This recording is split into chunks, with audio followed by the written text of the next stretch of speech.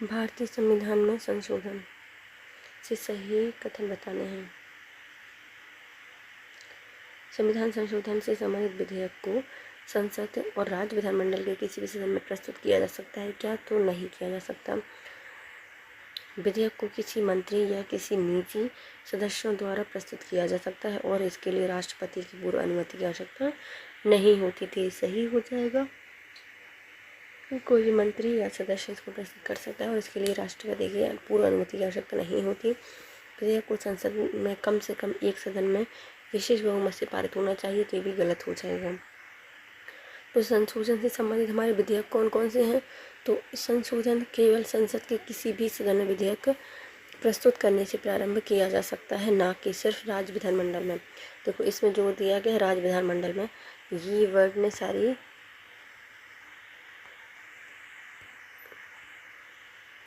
Question ही change किया। तो राज्य विधानमंडल में बल्कि संसद के किसी भी सदन में रख सकते हैं, है ना। विधेयक को कोई मंत्री निजी सदस्य द्वारा संसद के किसी भी सदन में प्रस्तुत किया जा सकता है और इसके लिए राष्ट्रपति की पूर्व अनुमति की आवश्यकता नहीं होती। ये सही हो जाएगा। विधेयक को प्रत्येक सदन में विशेष बहुमत से पारित होना अनिवार्य है। इसमें कम से कम एक नहीं, किसी में सब में क्या विशेष बहुमत से पारित होना आवश्यक है। विशेष बहुमत क्या होता है? उस सदन के कुल सदस्यता की बहुमत जो कि 50% होता है और उस सदन में उपस्थित और मतदान करने वाले सदस्यों की कम से कम 2/3 सदस्यों का बहुमत आवश्यक होता है।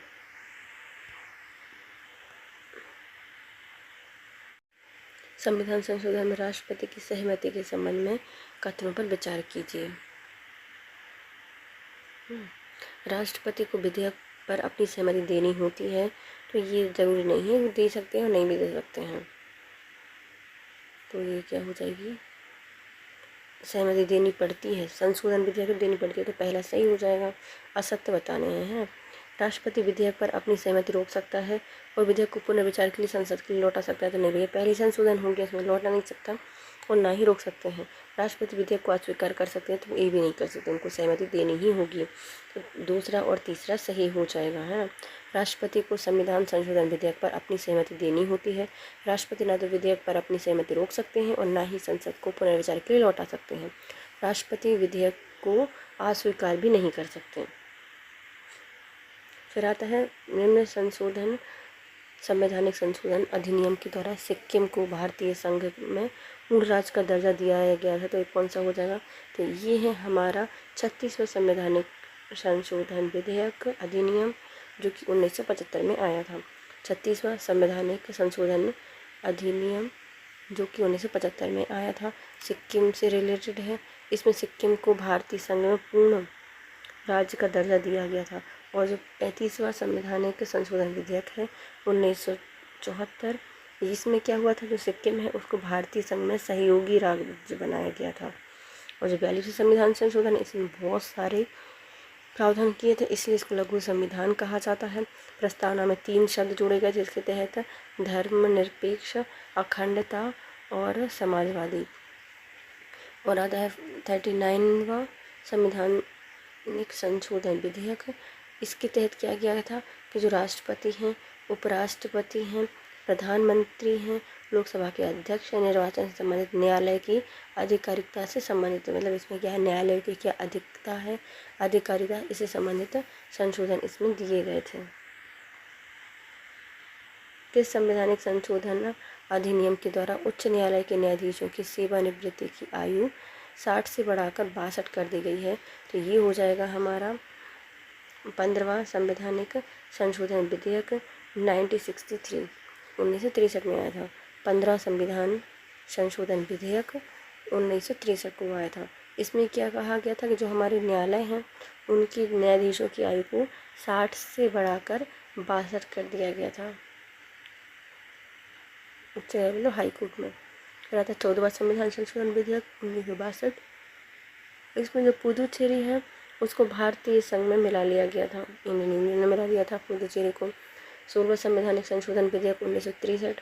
इसमें राज्य को भाषण और अभिव्यक्ति की स्वतंत्रता दी गई थी। जो राज्य है इसको भाषण और अभिव्यक्ति की स्वतंत्रता इसमें दी गई थी 1963 में। फिर आता है 17वां संवैधानिक संशोधन विधेयक इसको 1964 में पारित किया गया था।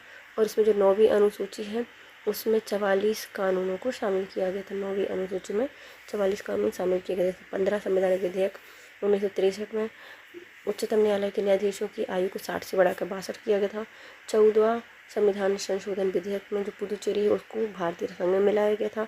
16वां संविधानिक संशोधन विधेयक 1963, इसमें 16 में स्वतंत्रता दी गई थी। किसकी? तो स्वतंत्रता के अधिकार दिए गए थे, अभिव्यक्ति भाषण की स्वतंत्रता और प्रतिबंध लगाने का अधिकार दिया गया था। 17वां संविधानिक संशोधन विधेयक 1964, इसमें जो 9वीं अनुसूची है उसमें 44 कानूनों को शामिल करने की अनुमति दी गई थी। किस वर्ष भारतीय राष्ट्रीय कांग्रेस ने पहली बार आधिकारिक तौर से भारतीय संविधान बनाने के लिए संविधान सभा की मांग की थी? तो ये हो जाएगा हमारा संविधान की मांग कब की गई है? आधिकारिक तौर से की गई है 1935 में। कब की गई है? 1935 में की गई है। भारतीय राष्ट्रीय कांग्रेस ने पहली बार आधिकारिक तौर से मांग की थी 1935 में। उनसे पहले 1934 में भारतीय संविधान सभा के विवाद पहली बार मतलब जो इसका बात है, इसका विचार किसने दिया था? M.N. रॉय के द्वारा दिया गया था सबसे पहले। और जो M.N. रॉय हैं वह भारतीय कम्युनिस्ट आंदोलन के अग्रणी नेता थे। प्रारूप समिति की स्थापना कब हुई? जो प्रारूप समिति है उसकी स्थापना हुई थी 29 अगस्त 1947 को। 29 अगस्त 1947 को इसका मसौदा तैयार, मतलब संविधान का मसौदा तैयार करने के लिए इसको स्टार्ट किया गया था। 7 सदस्य थे, अध्यक्ष थे इसमें भीमराव अंबेडकर, और अन्य सदस्य में आते हैं N. गोपाल स्वामी अयंगर, अलादी कृष्ण स्वामी अय्यर, K.M. मुंशी, सैयद मोहम्मद शादुल्ला, N. माधव राय, जो कि इनके बाद B.L. मित्तल आए थे इनके स्थान पर। इनकी खराब स्वास्थ्य के कारण उन्होंने इस्तीफा दे दिया था। फिर आते हैं T.T. कृष्णमाचारी, इनके बाद कौन आए हैं? D.P. खेतान आए हैं, क्योंकि इनकी 1948 में मृत्यु हो गई थी। संविधान सभा के सचिव कौन थे? तो जो संविधान है उसके सचिव रहे हैं हमारे कौन? HVI अयंगर। HVR अयंगर संविधान सभा के सचिव रहे हैं। HVR अयंगर संविधान के सचिव रहे हैं। BN राव जो हैं इनके द्वारा ही संविधान सभा में संवैधानिक सलाहकार, कानूनी सलाहकार नियुक्त किया गया था। SN मुखर्जी हैं, इनको संविधान सभा के मुख्य प्रारूपकर्ता माने जाते हैं। प्रारूप इनके द्वारा प्रारूपकार हैं, प्रमुख हैं। और प्रेम बिहारी रायजादा, इनकी जो संविधान का सुलेख है इनके द्वारा ही लिखा गया है। प्रस्तावना को संविधान का परिचय पत्र किसने कहा है? तो प्रस्तावना को संविधान का परिचय पत्र कहा जाता है, और ये कहा गया है हमारे N.A.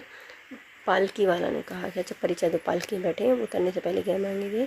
परिचय मांगेंगे। तो प्रस्तावना को संविधान के परिचय पत्र कहा है किनके द्वारा? N.A.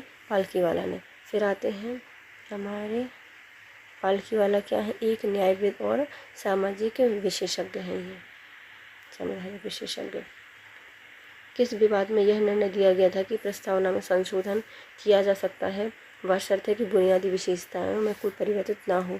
जो हमारा केशवानंद भारती केस आया था ना 1973, उसमें ये प्रावधान किया गया था कि संविधान की प्रस्तावना में संशोधन हो सकता है लेकिन बुनियादी विशेषताएं से परिवर्तित नहीं होंगी। केशवानंद भारती 1973 में आया था, और इसमें ये रखा गया था कि मौलिक प्रस्ताव मौलिक विशेषताएं में परिवर्तन नहीं होना चाहिए। फिर 1976 में पहली बार संशोधन किया गया था प्रस्तावना में। 1976 में सबसे पहले प्रस्तावना में संशोधन हुआ था, एक ही बार हुआ है, और इसमें 3 शब्द जोड़े गए थे। पहला आता है समाजवादी, धर्मनिरपेक्ष और अखंडता। मौलिक अधिकारों के संबंध में निम्न कथन पर विचार कीजिए। कुछ मौलिक अधिकार केवल नागरिकों को उपलब्ध होते हैं जबकि अन्य सभी व्यक्तियों को उपलब्ध हैं। तो क्या ऐसा सही है कि कुछ ही अधिकार तो में कुछ लोगों को प्राप्त हैं और सब नहीं हैं? तो पहला क्या हो जाएगा? सही हो जाएगा कि कुछ हैं तो नागरिकों को प्राप्त होते हैं, और सभी नागरिक जो विदेशी हैं उनको तो बिल्कुल ही प्राप्त नहीं हो पाएंगे ना सारे। और कुछ अधिकार नकारात्मक प्रकृति के होते हैं क्या? तो ये भी सही है कि कुछ अधिकार नकारात्मक प्रकृति के होते हैं। यह गैर न्याय संगत होते हैं क्या? तो ये क्या हो जाएगा, गलत हो जाएगा, गैर न्यायिक सम्मत नहीं होते। पवित्र और अस्थायी होते हैं, तो ये तो कोई बात ही नहीं हुई। तो देखो हम देखते हैं हमारे जो अधिकार है ना दिए गए हैं, यह नागरिकों को, केवल भारतीय नागरिकों को उपलब्ध है, जबकि अन्य जो सदस्य आते हैं या फिर व्यक्ति आते हैं उनको उपलब्ध नहीं होती। कुछ अधिकार नकारात्मक प्रकृति के होते हैं, ये न्याय संगत अधिकार होते हैं। कैसे हैं, न्याय संगत हैं। गैर न्याय कैसे हो जाएंगे, बिना ये अदालतों की में जाने की अनुमति देते हैं, और जब इनका उल्लंघन किया जाता है मतलब आप न्यायालय में जा सकते हो। यह पवित्र, स्थायी नहीं होते, संसद द्वारा संशोधित किए जा सकते हैं। संसद इन्हें कम और निरस्त भी कर सकती है, लेकिन केवल संवैधानिक संशोधन अधिनियम द्वारा, सामान्य अधिनियम द्वारा नहीं किया जा सकता इनको संशोधित। कौन सा अनुच्छेद यह घोषणा करता है कि मूल अधिकारों से असंगत इन्हें कम करने वाली विधि शून्य हो जाएगी?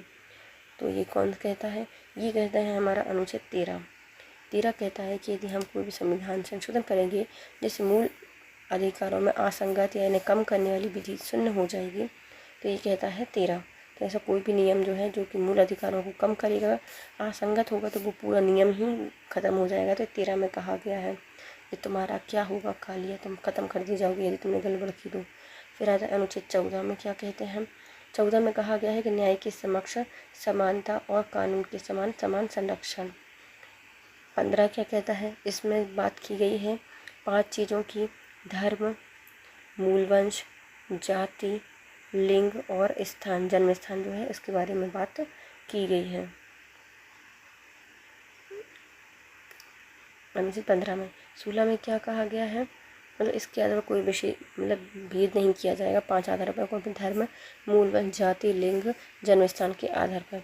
फिर अनुच्छेद 16 क्या कहता है, इसमें सार्वजनिक रोजगार के मामले के अवसर की समानता दी गई है, अवसर की समानता दी गई है इसमें। निषेध करना सर्वोच्च न्यायालय और उच्च न्यायालय द्वारा प्रयुक्त किया जा गई रिट से संबंधित है, तो हमें ये बतानी है। निषेध करना, निषेध करने से संबंधित हो जाएगा हमारा प्रतिषेध। क्या है प्रतिषेध, निषेध मतलब प्रतिषेध।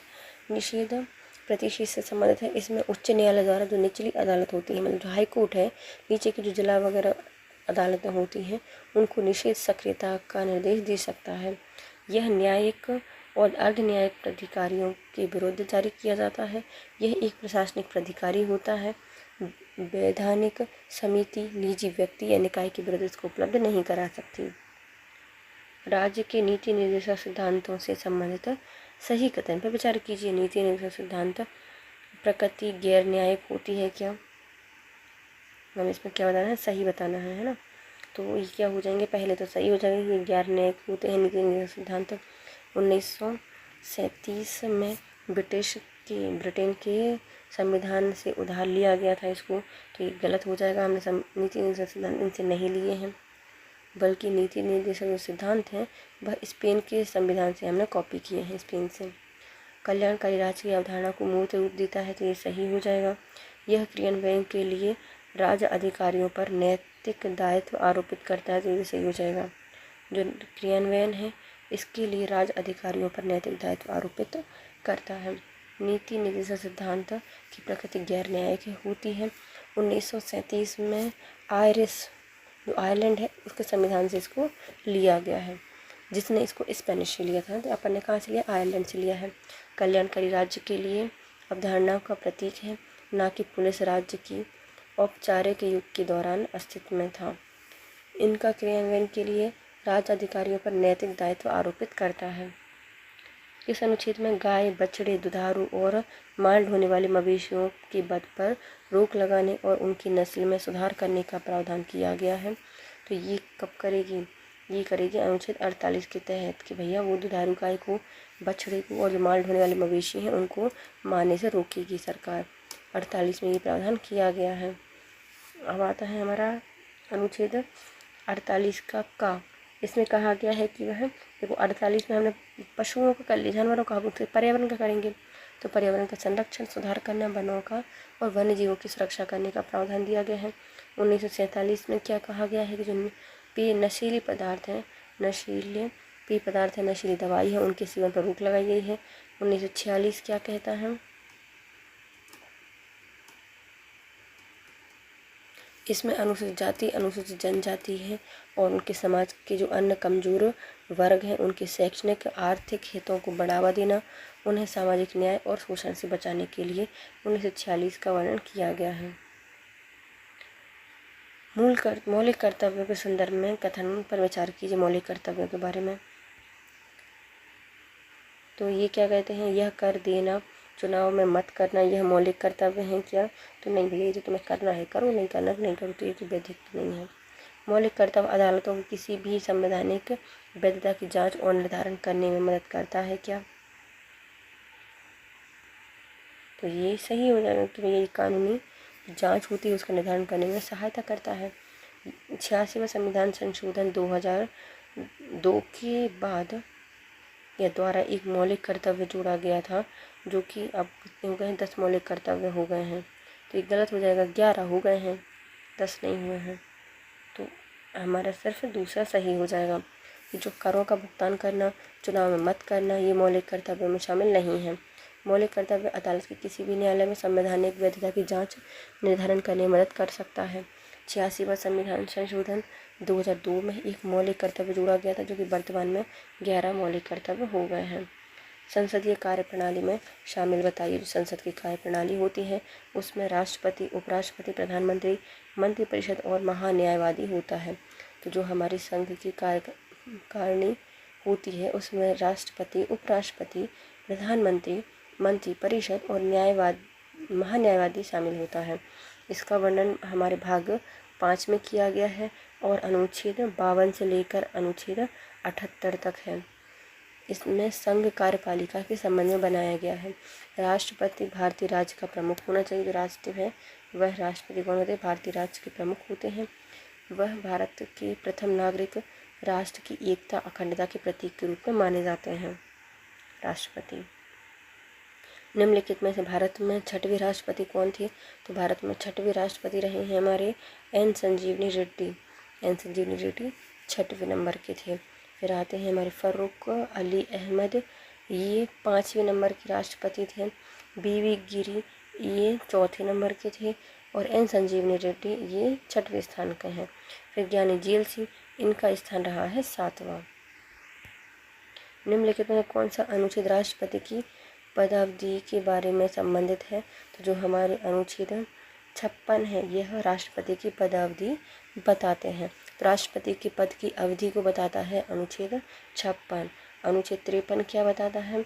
संघ की कार्यपालिका शक्ति है वह राष्ट्रपति में निहित होंगी। 53 में तुम्हारी है, तुम ले लो।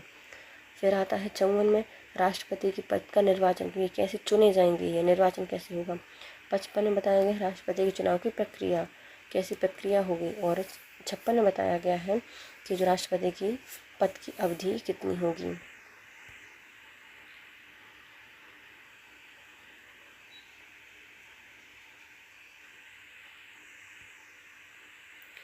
उपराष्ट्रपति के निर्वाचन से संबंधित कथनों पर विचार करना। जो उपराष्ट्रपति है उसके बारे में विचार कीजिए। तो पहले क्या आता है? असत्य कथन बचाने हैं ना। उपराष्ट्रपति के निर्वाचन संबंधित दोनों सदनों के निर्वाचित सदस्य ही इसमें शामिल होते हैं, तो पहला गलत हो जाएगा। दूसरा क्या कहता है? इसमें राज्य विधानसभाओं के सदस्य शामिल होते हैं क्या? तो ये भी गलत हो जाएगा। इसमें 1 और 2 दोनों ही असत्य हो जाएंगे। इसमें संसद में निर्वाचन मनोनीत दोनों सदस्य होते हैं, मतलब निर्वाचित भी होंगे और मनोनीत भी इसमें शामिल होंगे। राष्ट्रपति के मामले में केवल निर्वाचित होते हैं। ये जो कथन किया गया ये सिर्फ राष्ट्रपति के लिए होगा, ना कि उपराष्ट्रपति के लिए। इसमें विधानसभाएं हैं उनके सदस्य शामिल नहीं होते, इसमें ये राष्ट्रपति के लिए होते हैं विधानसभा के सदस्य शामिल। विधि क्या कहता है? होगी एकल संक्रमणीय मत के माध्यम से अनुपातिक प्रतिनिधित्व की प्रणाली होगी। मतदान गुप्त मतदान के द्वारा होता है। निम्नलिखित में से किस अनुच्छेद में यह प्रावधान किया गया है कि राष्ट्रपति को उपराष्ट्रपति के रूप में कार्य करना होगा? कार्यालय में आकस्मिक रिक्ति के दौरान राष्ट्रपति की अनुपस्थिति के दौरान अपने कार्य का निर्वहन करना होगा। उपराष्ट्रपति कब करेगा? तो ये कहा गया अनुच्छेद 65 में। अनुच्छेद 65 कहता है कि यदि उपराष्ट्रपति को राष्ट्रपति के रूप में काम करना होगा, उसके कार्यालय में उनकी रिक्ति जो आकस्मिक रिक्ति है उसके दौरान राष्ट्रपति की अनुपस्थिति के दौरान उनका कार्य का निर्वहन कौन करेगा? उपराष्ट्रपति करते हैं। और अनुच्छेद जो 63 है ये क्या कहता है कि भारत का एक उपराष्ट्रपति होगा। 64 कहता है कि राज्यसभा का पदेन सदस्य सभापति कौन होता है? ये उपराष्ट्रपति होता है। और 66 में कहा गया है कि उपराष्ट्रपति का चुनाव कैसे होगा, कैसे चुने जाएंगे? छांट के चुने जाएंगे। तो 66 में कहा गया है उपराष्ट्रपति का निर्वाचन, यह चुनाव। यह किसने कहा था कि सरकार देश की मालिक है और प्रधानमंत्री सरकार का मालिक है? ये किसने कहा था कि सरकार देश की मालिक है और प्रधानमंत्री सरकार का मालिक है? ये कहा गया था हमारे HRG ग्रीव्स के द्वारा कहा गया था। सरकार देश की मालिक है और प्रधानमंत्री सरकार के मालिक हैं। अनुच्छेद 74 राष्ट्रपति को अपने कर्तव्य का पालन करने के लिए, सहायता करने के लिए और सलाह देने के लिए मंत्रिपरिषद होगी। इसका मुख्य कौन होगा? प्रधानमंत्री होगा। इसका वर्णन किया गया है 1974 में 74 में। संविधान का कौन सा अनुच्छेद संसद के संबंध में मंत्रियों के अधिकारों को परिभाषित करता है? जो मंत्रियों के अधिकार हैं उनको परिभाषित कौन करेगा? तो ये करता है हमारा अनुच्छेद 88।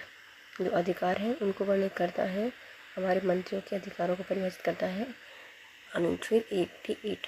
इसमें कहा गया है कि संसद के संबंध में मंत्रियों के अधिकारों को परिभाषित करता है। 75 है, ये क्या कहता है? मंत्रियों के संबंध में प्रावधान करते हैं, मंत्रियों के बारे में प्रावधान करता है 75। 77 क्या कहता है? जो सरकार के कार्य का संचालन कैसे होगा उसके बारे में बताता है 77। साफ करके कार्य का संचालन करेगा। और 78 क्या कहता है? राष्ट्रपति को सूचना देने के लिए संबंधित प्रधानमंत्री की कर्तव्य के लिए क्या करेंगे? अपने राष्ट्रपति को सूचना देंगे, प्रधानमंत्री का ये कर्तव्य होगा। धन विधेयक से संबंधित हमें कथन बताने हैं। धन विधेयक से संबंधित कथन, सही कथन चुनना है। इसे लोकसभा या राज्यसभा में प्रस्तुत किया जा सकता है? तो नहीं भैया, इसे सिर्फ लोकसभा में पेश किया जाता है, राज्यसभा में पेश नहीं किया जाता। इसे केवल राष्ट्रपति की सिफारिश पर ही प्रस्तुत किया जा सकता है। तो ये सही हो जाएगा कि इसे केवल राष्ट्रपति की पूर्व अनुमति या सिफारिश से प्राप्त किया जा सकता है, प्रस्तुत किया जाता है, ये सही हो जाएगा। इसे राज्यसभा द्वारा अधिकतम 28 दिनों तक रोका जा सकता है, तो ये भी गलत हो जाएगा। 28 दिन नहीं बल्कि 14 दिन का प्रावधान करता है। कोई विधेयक धन विधेयक है या नहीं, इस बात का निर्णय लोकसभा के अध्यक्ष लेते हैं, तो ये सही हो जाएगा। सिर्फ 2 सही थे, कौन सा? दूसरा और चौथा ही सही था। कौन सा संशोधन यह संसद द्वारा अनुच्छेद संसद की संयुक्त बैठक का प्रावधान करता है? तो संसद की संयुक्त बैठक का प्रावधान करता है हमारा अनुच्छेद 108। इसमें संसद के दोनों सदनों की संयुक्त बैठक दी गई है। किसी विधेयक को पारित करने के लिए दोनों सदनों के बीच में यदि गतिरोध होता है तो उसको हल करने के लिए संविधान द्वारा प्रधान एक असाधारण व्यवस्था है, जिसमें राष्ट्रपति किसी विधेयक पर विचार विमर्श या मतदान के उद्देश्य से दोनों सदनों की संयुक्त बैठक को आहूत कर सकता है राष्ट्रपति, है ना। और अब आता है 107 में क्या कहा गया है? तो जो विधेयक है इसको पेश करने या पारित करने से संबंधित प्रावधान है कि कोई विधेयक कैसे पास होगा, तो ये अनुच्छेद 107 में दिया गया है। धन विधेयक के संबंध में विशेष प्रक्रिया दी गई है अनुच्छेद 109 में। धन विधेयक के बारे में प्रोसेस प्रक्रिया दी गई है 109 में। और 101 में क्या कहा गया है? विधेयक की अनुमति दी गई है। 101 में विधेयकों को अनुमति इसमें दी गई है। मूल संविधान में मूल मुख्य न्यायाधीश सहित उच्च न्यायालय के न्यायाधीशों की संख्या कितनी निर्धारित की गई है? जो इसको निर्धारित किया गया 8। मूल संविधान में मूल न्यायाधीश जो मुख्य न्यायाधीश है उनकी सहित सर्वोच्च न्यायालय के न्यायाधीशों की संख्या कितनी है? 8 है। संविधान के सर्वोच्च न्यायालय के न्यायाधीशों की संख्या मुख्य न्यायाधीश सहित 8 निर्धारित की गई है। वर्तमान में की गई थी, है ना। वर्तमान में ये कितनी है? 34 है, जिसमें एक मुख्य न्यायाधीश होते हैं और 33 अन्य न्यायाधीश होते हैं, और जिनकी संख्या है उसको संसद द्वारा संशोधित किया जा सकता है। फिर आते हैं हमारे सर्वोच्च न्यायालय के व्यापक अपीलीय क्षेत्राधिकार प्राप्त है। इसके कितने शीर्षकों में वर्गीकृत किया गया है? जो हमारा सर्वोच्च न्यायालय है उसको व्यापक अपीलीय क्षेत्राधिकार दिए गए हैं और ये इनका प्रावधान किया गया है। 4 प्रकार के अपीलीय न्यायालय है, ये अधिकार दिए गए हैं। पहला आता है संवैधानिक मामले में अपील कर सकते हैं, सिविल मामले जो होते हैं उसमें अपील कर सकते हैं, आपराधिक मामले होते हैं उसमें इसमें अपील की जा सकती है और जो विशेष अनुमति होती है उसमें भी अपील की जा सकती है। अनुच्छेद 132, अनुच्छेद 133 और अनुच्छेद 134 में अपीलीय क्षेत्राधिकार से संबंधित है। सर्वोच्च न्यायालय में मुख्य रूप से अपील की अदालत है और उच्च न्यायालय के निर्णयों के विरुद्ध अपील सुनता है सर्वोच्च न्यायालय। किसने कहा था कि भारत में सर्वोच्च न्यायालय के पास विश्व के किसी भी सर्वोच्च न्यायालय की तुलना में अधिक शक्तियाँ दी गई हैं? तो ये कहा था हमारे अल्लादी कृष्ण स्वामी अय्यर के द्वारा। जो हमारा भारत का सर्वोच्च न्यायालय है इसको किसी भी अन्य न्यायालय से ज़्यादा शक्तियाँ प्राप्त की गई हैं, ये प्राप्त मतलब दी गई हैं उनको। कि संविधान संशोधन अधिनियम ने संसद को 2 या 2 से अधिक राज्यों और 2 या 2 से अधिक राज्य और एक केंद्र शासित प्रदेश के लिए एक सामान्य उच्च न्यायालय स्थापित करने के लिए अधिकारित किया है। तो ये हो जाएगा हमारा 7वां संविधान संशोधन अधिनियम 1956। कौन सा है? 7वां संविधान संशोधन अधिनियम 1956। इसमें 2 या 2 से अधिक राज्य या 2 या 2 से अधिक राज्य और एक केंद्र शासित प्रदेश एक सामान्य उच्च न्यायालय स्थापित करने के लिए अधिकारित किया गया है। और ये वर्तमान में कितने हैं? 25 उच्च न्यायालय हो गए हैं। ये 7वां संशोधन अधिनियम 1956 कहता है।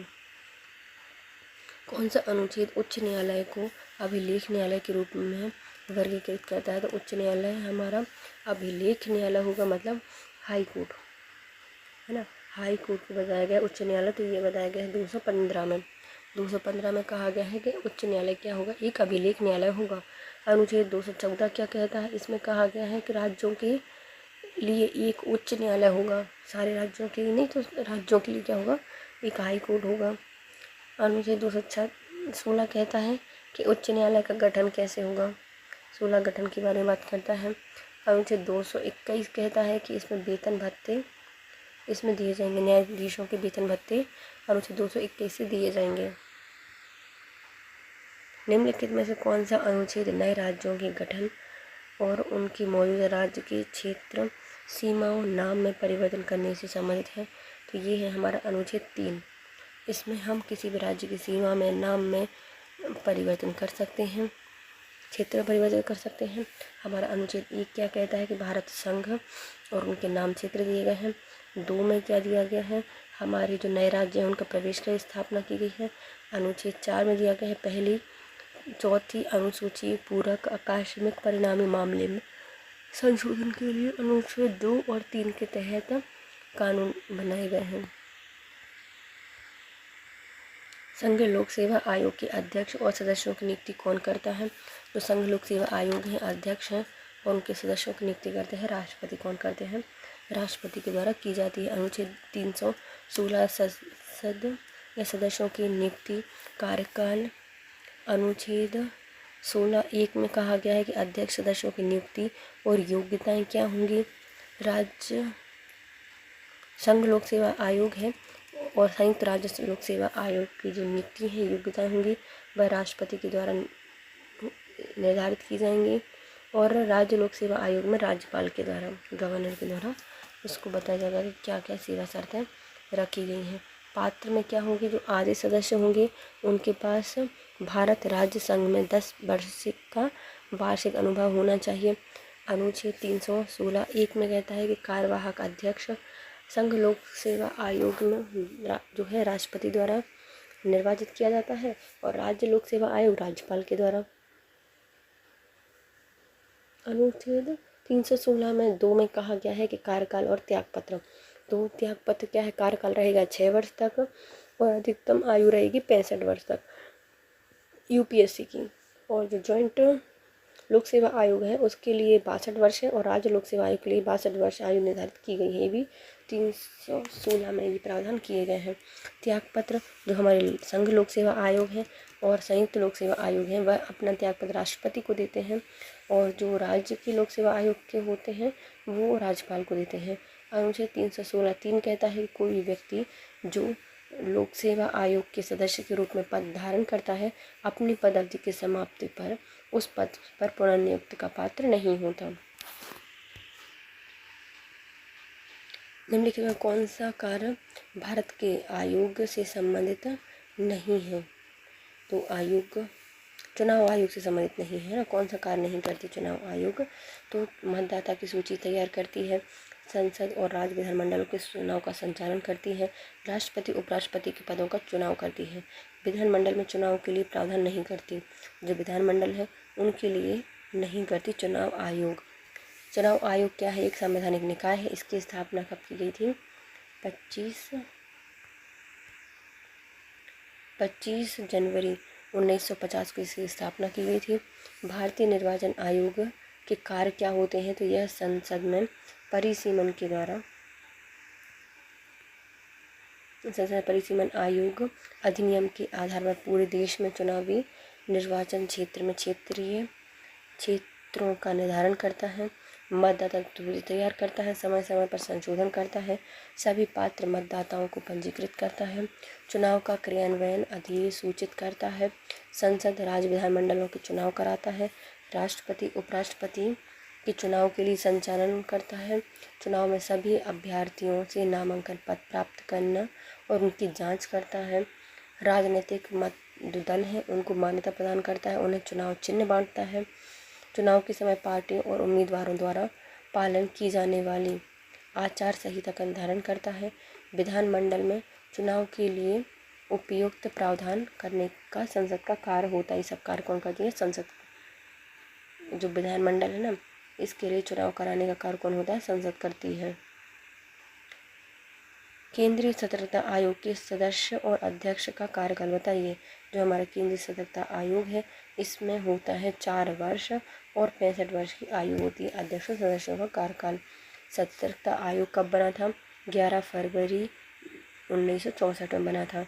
भारत सरकार के जो के संथानम समिति है उसकी अध्यक्षता में गठित भ्रष्टाचार निवारण समिति की सिफारिश पर इसको बनाया गया था।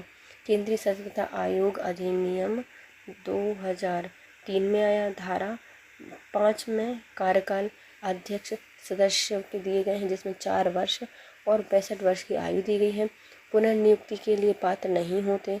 शपथ राष्ट्रपति कराते हैं और त्यागपत्र भी राष्ट्रपति को ही जाकर देते हैं।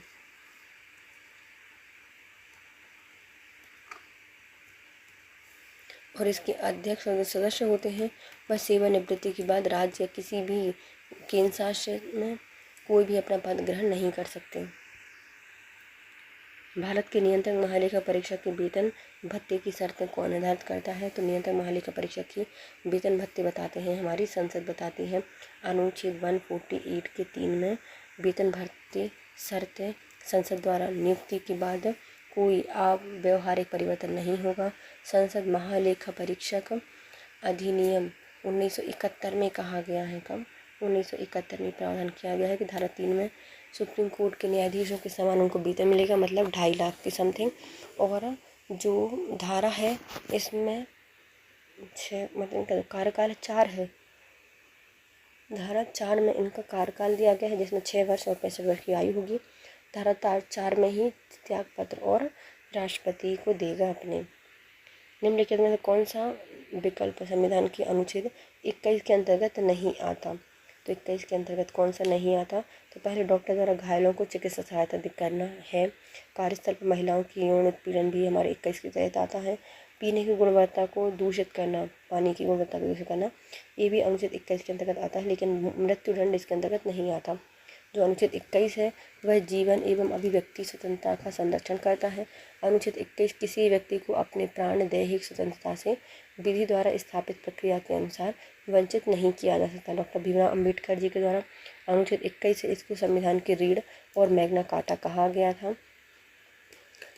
44वें संविधान संशोधन 1978 में संसद में अनुच्छेद 359 में संशोधन किया और स्पष्ट किया है कि अनुच्छेद 21 में प्रदत्त व्यक्तिगत स्वतंत्रता के अधिकार को आपातकाल के दौरान भी निलंबित नहीं किया जा सकता। कब कहा गया? 44वें संविधान संशोधन में कहा गया था। चिकित्सा सहायता प्राप्त करने का अधिकार, जी परमानंद कटारा बनाम भारत संघवाद 1989 में ये कहा गया था कि हर व्यक्ति चिकित्सा प्राप्त करने का योग्य है। यौन उत्पीड़न से निषेध, विशाखा बनाम राजस्थान राज्य बाद 1997 में आया था। फिर आता है हमारे प्रदूषण मुक्त जल एवं वायु के उपयोग का अधिकार, सुभाष कुमार बनाम बिहार राज्य बाद के अंतर्गत 1997 में आया था। भारत के संविधान में शोषण के विरुद्ध अधिकार में किस अधिकार की परिकल्पना की गई है? तो शोषण के विरुद्ध अधिकार बताए गए हैं हमारे। मानव वेश्यावृत्ति या जबरन श्रम का निषेध इसमें किया गया है, तो ये सही हो जाएगा। अस्पृश्यता नहीं है ये, अब इस पर संख्या को संरक्षण नहीं है। कारखानों और खदान बच्चों के रोजगार पर रोक लगाई, ये शोषण के विरुद्ध कुछ प्रावधान किए गए हैं। तो शोषण के विरुद्ध प्रावधान किस में किए गए हैं? तो 23 से लेकर हो जाएंगे हमारे 24 तक, 2 में दिए गए हैं। 23 में क्या कहा गया है कि मानव तस्करी जबरन श्रम पर रोक लगाई गई है। 24 में व्यक्तियों को 2 अधिकार की गारंटी दी गई है। इसमें पहले मानव तस्करी के विरुद्ध अधिकार है और बाल श्रम और जो बाल श्रम है उसके विरुद्ध अधिकार और सुरक्षा दी गई है। अनुच्छेद 23 में राज्य और निजी व्यक्ति दोनों के विरुद्ध सुरक्षा प्रदान करता है। अनुच्छेद 24 से यह कारखाने में बच्चों के रोजगार पर प्रतिबंध लगाता है। कारखाने, पटाखे, खतरनाक गतिविधियां, निर्माण कार्यों में, रेलवे में 14 वर्ष से कम आयु के बच्चों को रोजगार प्रतिबंधित किया गया है।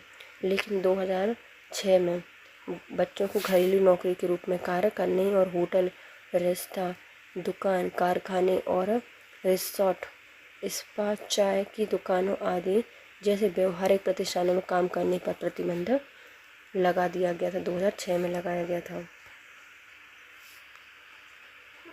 उस रिट का नाम बताइए जो कि न्यायपालिका द्वारा जारी की जाती है, जिसमें कार्यपालिका को ऐसे कार्य करने के लिए कहा जाता है जो उसे की शक्ति के तहत आते हैं। तो ये क्या हो जाएगा हमारा? परमादेश के लिए तुम्हारा हमारा आदेश है, तुम अपना काम करो, परमादेश रिट है। इसमें कार्यपालिका को यह कार्य करने के लिए कहा जाता है जो उसकी शक्तियों के तहत आता है, अपनी जिम्मेदारी से निर्वहन करने के लिए कहा गया है इसको।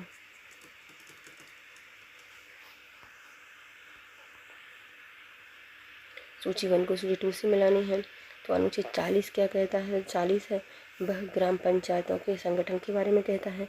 अनुच्छेद 41 काम करने का अधिकार है कि भैया कैसे काम करना है, तो काम करने का अधिकार देता है। अनुच्छेद 44 समान न्याय नागरिक संहिता, समान नागरिक संहिता सबके लिए समान नागरिक संहिता। अनुच्छेद 48 कृषि और पशुपालन का संगठन है। और अनुच्छेद 48(1) क्या कहता है? ये पर्यावरण से संबंधित हो जाएगा, है ना। तो 40 पंचायतों के संगठन के बारे में, 41 कुछ मामलों के काम, शिक्षा, सार्वजनिक सहायता का अधिकार दिया गया है। अनुच्छेद 44 सभी नागरिकों के लिए समान न्याय नागरिक संहिता होगी। और अनुच्छेद 48 कृषि एवं पशुपालन का संगठन कहता है। भारतीय संविधान के किस भाग में मौलिक कर्तव्यों का वर्णन किया गया है? जो मौलिक कर्तव्य हैं वह 4 काम में जोड़े गए हैं। मौलिक कर्तव्य 4 काम में। 42वें संविधान संशोधन 1976 के माध्यम से एक नया भाग 4 का जोड़ दिया गया, जिसमें मौलिक कर्तव्यों को भारतीय संविधान में शामिल किया गया है, जिसमें वर्तमान में भारत के प्रत्येक नागरिक के लिए 11 कर्तव्यों का उल्लेख किया गया है। लोकसभा का सत्र एक वर्ष में कम से कम कितनी बार आहूत किया जा सकता है? जो लोकसभा का सत्र है लगभग 2 बार आहूत करना होगा। अनुच्छेद 85(1) के अनुसार राष्ट्रपति समय समय पर संसद के प्रत्येक सदन को ऐसे समय या स्थान पर बैठक के लिए बुलाएगा जहां वह उचित समझे, लेकिन एक सत्र में अंतिम बैठक और तारीख के बीच में 6 महीने नहीं होने चाहिए। अगले सत्र की पहली बैठक के लिए नियुक्त किया जाएगा। इससे पता चलता है कि हमारी जो लोकसभा है उसके सत्र के में कम से कम 2 बुलाई जा सकती हैं पूरे वर्ष में। लोकसभा अध्यक्ष का कार्यालय से संबंधित कुछ कथन पर विचार कीजिए। जो लोकसभा अध्यक्ष हैं उनके बारे में हमें कार्य बताने हैं। पहला, यह राष्ट्रपति के प्रसाद पर्यंत तक अपने पद पर रहते हैं। तो ये सही हो जाएगा। नहीं, तो ये नहीं हो सकता है ना, प्रसाद पर्यंत तक नहीं रहते। पहला गलत हो जाएगा, उस पर चुनाव के समय संसद का सदस्य होने की आवश्यकता नहीं होती, उसे चुनाव के 6 महीने के भीतर संसद का सदस्य होना पड़ता है। तो ये भी गलत हो जाएगा। फिर आता है तीसरा, लोकसभा उपाध्यक्ष को संबोधित करके अपने त्यागपत्र को देता है। तो ये सही हो जाएगा। तो केवल सिर्फ एक ही सही हो जाएगा, है ना। तो जो लोकसभा के अध्यक्ष होते हैं उनको लोकसभा के सदस्य द्वारा आपस में चुना जाता है। उसे सदन के सभी तत्काल सदस्यों के बहुमत से पारित प्रस्ताव द्वारा ही पद से हटाया जा सकता है। केंद्रीय मंत्रिपरिषद सामूहिक रूप से किसके प्रति उत्तरदायी होती है? जो मंत्रिपरिषद होती है सामूहिक रूप से लोकसभा के प्रति उत्तरदायी होती है। किसमें कहा गया है? 73 अनुच्छेद 73 के 3 में कहा गया है कि सामूहिक रूप से लोकसभा के प्रति उत्तरदायी होगी। संविधान की कौन सा अनुच्छेद मुख्यमंत्री के कर्तव्यों को परिभाषित करता है? तो मुख्यमंत्री के कर्तव्यों को परिभाषित करता है 167 167 में। प्रत्येक राज्य के मुख्यमंत्री का कर्तव्य राज्य के मामले का प्रशासन और कानून के प्रावधान से संबंधित मंत्रिपरिषद के सभी निर्णयों को राज्य के राज्यपाल को सूचित करता है। निम्नलिखित में से किससे संबंध में राज्यसभा को विशेष शक्तियाँ प्राप्त की गई हैं? जो राज्यसभा है उसको विशेष शक्तियाँ किसमें दी गई हैं? ये कहाँ प्राप्त हैं? तो जो नई अखिल भारतीय सेवाओं के निर्माण करने की सिफारिश करने के लिए राज्यपाल को विशेष शक्तियाँ प्राप्त की गई हैं। भारत की संसद में राज्यसभा के पास निम्नलिखित शक्तियाँ दी गई हैं। संसद को राज्य सूची के मामले में कानून बनाने के समक्ष बनाना, अखिल भारतीयों के लिए सेवाओं का निर्धारण करना, निर्माण करना, ये लोकसभा भंग होने पर भी आपातकाल में घोषित करना, ये सब कौन कर सकते हैं? राज्यसभा कर सकती है। भारतीय संविधान की विधि के द्वारा स्थापित प्रक्रिया की विशेषता कहाँ से ली गई है? तो विधि के द्वारा स्थापित प्रक्रिया हमने ली है कहाँ से? जापान से। जापान से इसको लिया गया है। और जो हमारा कानून है उसकी उचित प्रक्रिया हमने यूएसए से ली है। कानून द्वारा स्थापित प्रक्रिया जापान से ली है। और जो कानून का शासन है वह ब्रिटेन से लिया गया। कानून का शासन ब्रिटेन से लिया गया। और आयरलैंड से हमने नीति निर्देश सिद्धांतों को लिया है। केशवानंद भारती मामले के दौरान भारत के मुख्य न्यायाधीश कौन थे? तो भारत के मुख्य न्यायाधीश केशवानंद भारती मामले के समय थे हमारे न्यायमूर्ति एस.एम. सिकरी। केशवानंद भारती मामले में सर्वोच्च न्यायालय में 13 न्यायाधीशों की पीठ ने निर्णय दिया था। यह भारतीय इतिहास की सबसे बड़ी पीठ थी। यह पीठ मुख्य न्यायाधीश एस.एम. सिकरी, न्यायाधीश जे.एम. सिल्लोट, न्यायमूर्ति के.एस. शामिल थे। हेगड़े न्यायमूर्ति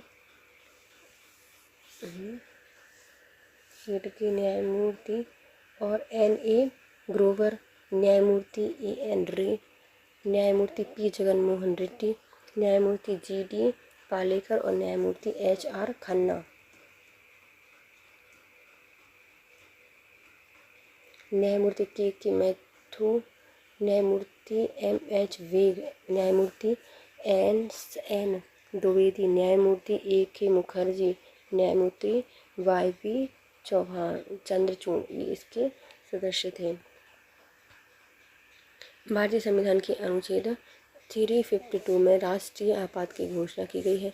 इस राष्ट्रीय आपात की स्थिति में कौन से मौलिक अधिकार स्वतः समाप्त नहीं होते? कौन सा मौलिक अधिकार है जो कि स्वतः समाप्त नहीं होते? तो ये हो जाएगा हमारा अनुच्छेद 21 और 20। संविधान में मौलिक अधिकारों का वर्णन भाग 3 में अनुच्छेद 12 से 34 के बीच में किया गया है। यह मूल अधिकार भारत में अमेरिका से लिए गए हैं। जब राष्ट्रीय आपातकाल अनुच्छेद 352 लगाया जाता है तो अनुच्छेद 20 और अनुच्छेद 21 समाप्त नहीं होते। जहाँ पर अनुच्छेद 21 जीवन और व्यक्तिगत स्वतंत्रता का अधिकार प्रदान करता है, अनुच्छेद 21 में किसी व्यक्ति को केवल कानून द्वारा निर्धारित अपराध के लिए ही दोषी घोषित किया जाएगा, उसे उस अपराध के लिए निर्धारित सजा से अधिक दंडित नहीं किया जाएगा।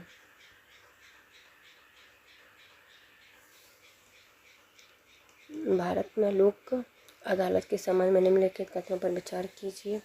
लोक अदालत के बारे में सही बताना है। लोक अदालत होती है उसको कानूनी सेवा प्राधिकरण अधिनियम 1987 के तहत वैधानिक दर्जा दिया गया है, तो ये सही हो जाएगा। दूसरा क्या कहता है, यदि पक्ष लोकसभा या लोक अदालत में फैसले से संतुष्ट नहीं है तो उसके खिलाफ अपील का प्रावधान हो सकता है। तो कर सकता है यार अपील। तो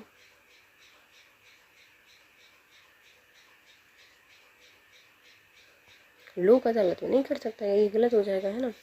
फिर आता है, देश के विभिन्न हिस्सों में मोबाइल लोक अदालतें भी आयोजित की जा रही हैं जो कि विवादों को सुलझाने एक स्थान से दूसरे स्थान तक जाती हैं, ताकि इस तंत्र के माध्यम से विवादों की समाधान को सुविधाजनक बनाया जा सके। तो ये भी सही हो जाएगा, पहला और तीसरा सही है। इसमें जो हमारी लोक अदालत है उनके बारे में कुछ प्रावधान किए गए हैं।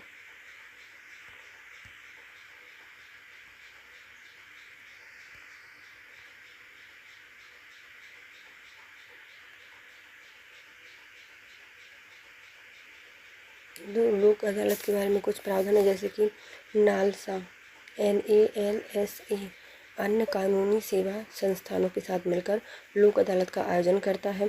लोक अदालत वैकल्पिक विवाद निवारण तंत्र में से एक है। यह एक ऐसा मंच होता है जहाँ पर अदालतों में या मुकदमे पूर्व चरण में लंबित विवाद मामले का सौहार्दपूर्ण ढंग से निपटारा समझौता किया जाता है। लोक अदालत के कानून सेवा प्राधिकरण अधिनियम 1987 के तहत वैधानिक दर्जा दिया गया है। इस अधिनियम के अंतर्गत लोक अदालत द्वारा किया गया अवार्ड निर्णय माना जाता है। किसी सिविल न्यायालय का निर्णय अंतिम माना जाता है, सभी पक्षों पर बाध्यकारी होता है तथा ऐसे निर्णय के विरुद्ध किसी भी न्यायालय में अपील नहीं की जा सकती। यदि पक्ष लोक अदालत के फैसले से संतुष्ट नहीं है, हालांकि ऐसे फैसले के विरुद्ध अपील का कोई प्रावधान नहीं होता, लेकिन वे आवश्यक प्रक्रिया के पालन करके मामला दायर करके उचित क्षेत्राधिकार वाली अदालत में जाकर मुकदमा शुरू कर सकते हैं। मुकदमेबाजी के अपने अधिकार के प्रयोग से संबंधित है। लोक अदालत का स्तर एवं संरचना दी गई है। राज्य कानून सेवा प्राधिकरण है। उच्च न्यायालय कानूनी सेवा समिति बनाई गई है। जिला न्यायालय या कानूनी सेवा प्राधिकरण सेवा समिति, राष्ट्रीय स्तर के लोक अदालतों और स्थायी लोक अदालतों का भी इसमें प्रावधान किया गया है। न्यायिक सक्रियता के बारे में हमें कौन कौन से कथन सही हैं ये बताने हैं। न्यायिक सक्रियता के बारे में, न्यायिक सक्रियता शब्द 1947 में इतिहासकार ऑर्थर स्लेसिंगर और जूनियर द्वारा गढ़ा गया था, तो ये सही हो जाएगा। जूनियर और स्लेसिंगर ने जो न्यायिक सक्रियता है उसको लिखा है। फिर यह नागरिकों के अधिकारों की रक्षा में न्यायपालिका की सक्रिय भूमिका प्रदान करता है, तो उसका प्रतीक होता है, तो ये भी सही हो जाएगा। न्यायिक सक्रियता की प्रभुसत्ता सबसे पहले संयुक्त राज्य में विकसित की गई थी, तो ये भी सही हो जाएगा। जो न्यायिक सक्रियता है इसमें अधिकारों की संरक्षण रक्षा न्यायपालिका सक्रिय भूमिका निभाती है। इससे पहले सबसे संयुक्त राज्य अमेरिका द्वारा इसको विकसित किया गया था।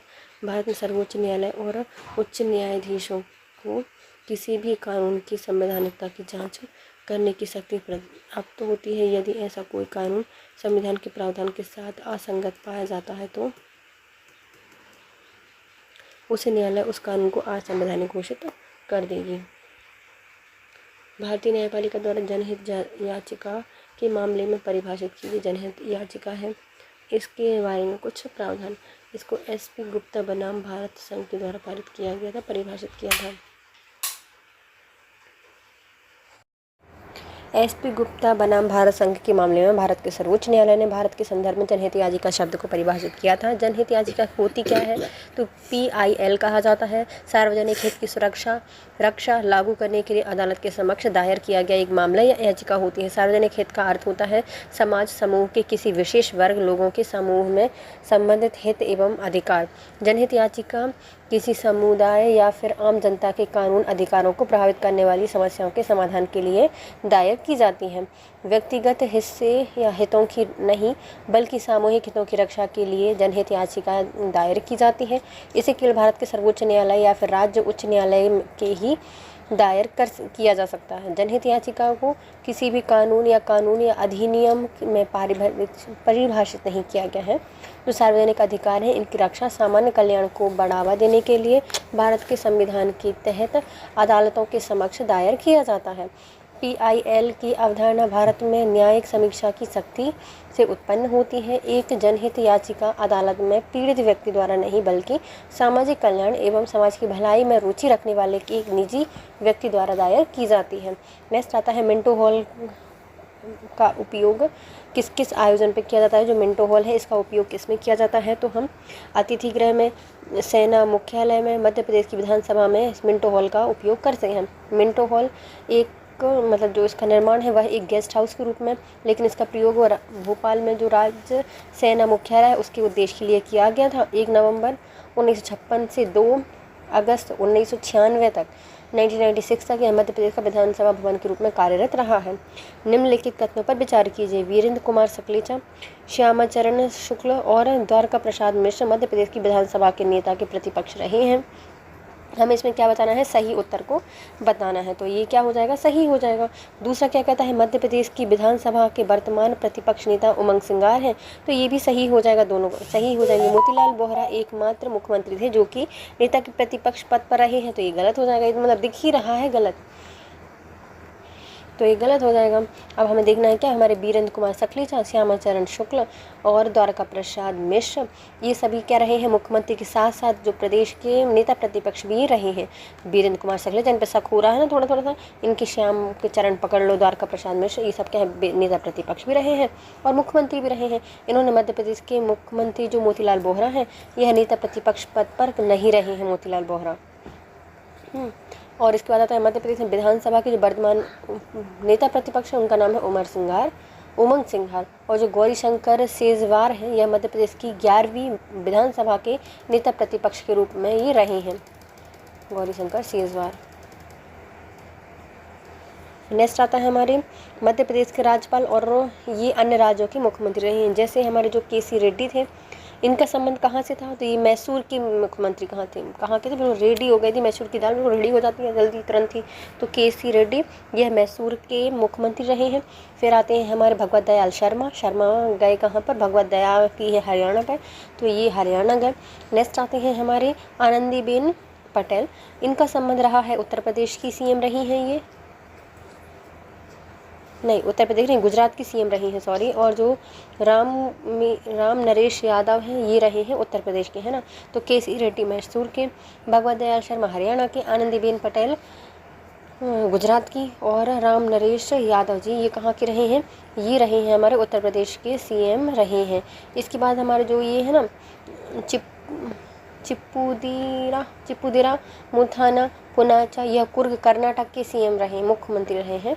और मध्य प्रदेश की दूसरी बार राष्ट्रपति शासन के समय के राज्यपाल रहे थे। कौन थे? अपने चिप्पुदा पुनाचा जी जो रहे हैं वो राज्यपाल रहे थे दूसरे जब राष्ट्रपति शासन लगा था। और ये कहाँ के? कर्नाटक के CM भी रहे हैं। निम्नलिखित में से कौन सा नगर पालिकाओं के वित्त एवं प्रशासन कार्यों की देखभाल करता है? तो जो नगर पालिका है इनके वित्त और प्रशासन की निगरानी करने का जो कार्य होता है वो होता है हमारे किनके पास? मुख्य नगर पालिका अधिकारी के पास। नगर पालिका अधिकारी होता है वो करता है। मुख्य नगर पालिका अधिकारी नगर पालिका के वित्त प्रशासन कार्यों को करता है। प्रशासनिक जो प्रमुख होता है वो जो इंजीनियर, अकाउंटेंट, सैनिटरी इंस्पेक्टर आदि सहित सभी जो अधीनस्थ कर्मचारी होते हैं उनके माध्यम से कर्तव्यों का पालन कराता है।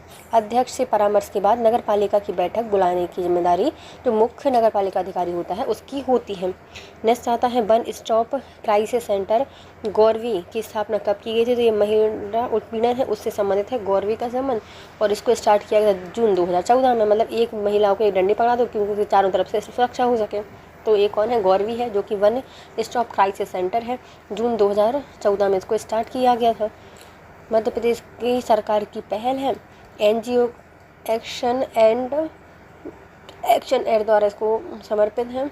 यह एक आश्रम सहायता केंद्र जहाँ पर यौन और घरेलू हिंसा से बच्चे लोग कई सेवाओं तक पहुँच सकते हैं ताकि वे आघात से उभर सकें और अपने जीवन का पुनर्निर्माण कर सकें। मुख्यमंत्री भगवंत राव मंडलोई का जन्म कहाँ पे हुआ? जो भगवंत राव मंडलोई है ये कहाँ से आते हैं? तो ये आते हैं हमारे खंडवा से। कहाँ से आते हैं? खंडवा से आते हैं। आपने देखा होगा पुराने भगवान हमारे कितने बड़े बड़े खंडरों में अभी बैठे हुए हैं, लेकिन वह खंडित हो गए हैं तो पूजा नहीं होती। तो मध्य प्रदेश में भगवंत राव मंडलोई है, इनका जन्म कहाँ से हुआ है? खंडवा से हुआ है। खंडवा खंडवा में इनका जन्म हुआ था। ये विधानसभा के सदस्य रहे हैं, 2 बार मध्य प्रदेश के मुख्यमंत्री भी रहे हैं भगवंत राव मंडलोई। फिर आता है फजल अली आयोग द्वारा किस शहर को मध्य प्रदेश की राजधानी घोषित करने की अनुशंसा की गई थी?